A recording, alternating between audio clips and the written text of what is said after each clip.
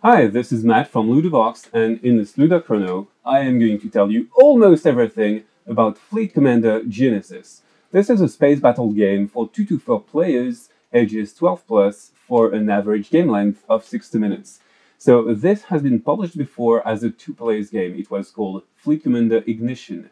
In this game, in Genesis, we are going to have essentially 2 boxes of Ignition in one, plus the expansion that was out, Beyond the Gate, and the board is going to be all modular with over 50 tiles that are going to be double-sided. It's not released yet, Genesis, because it's going to be on Kickstarter from January 11th, 2016. So in this game, we have a fleet and we are trying to defeat our opponents by taking them out. Usually, we just have to take out 2/3 of the opponent's army to win.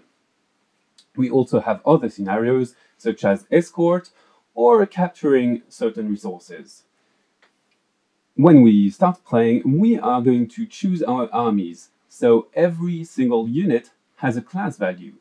The publisher recommends to have 12 points of class value, so small frigates will have 1 point, will be worth 1 point. We will have snipers, which are destroyers, worth 2 points.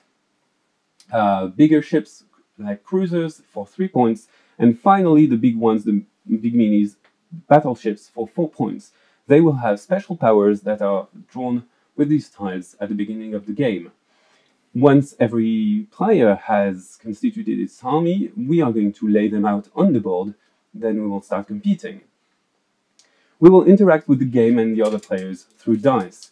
Dice are going to show us the direction in which we can perform actions. So for example, if we have a cross, so we have 3 different types of dice, attack, movement, and defense. If we have a cross movement dice, we can move crosswise or diagonally wise, and it's the same for attack and defense. On my turn, I will roll 3 dice, and I will play the effects one by one. So for example, if I have cross move, I can move my ship here, and if I have a diagonal attack, I can attack this ship, which is not on my team.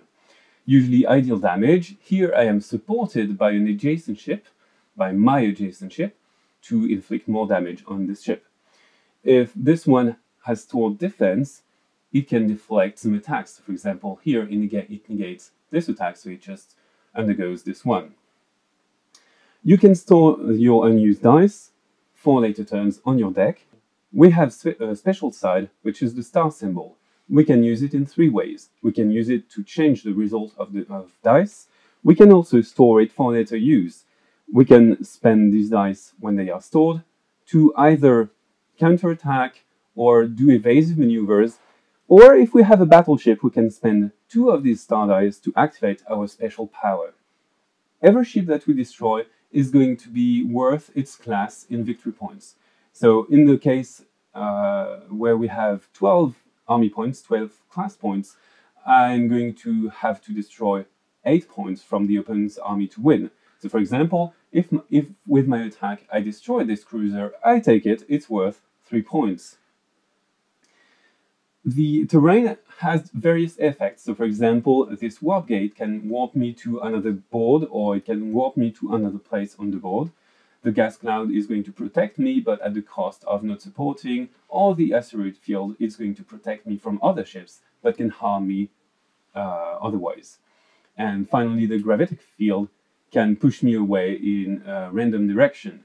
So in the advanced mode, every ship can have its own power. Every class ship can have a power. So for example, the frigates go quicker, the destroyers are going to be snipers, the cruisers are going to act as tanks, etc. So we can scale from a small game, a small accessible game, to a bigger game. We can also play with fog of war. We can deploy our armies with these tokens on an invisible mode, so people don't know, opponents don't know what stands before them, and we can adjust the difficulty of the game for every player. So you know almost everything about Fleet Commander Genesis, so good game and see you on Ludovox. Bye!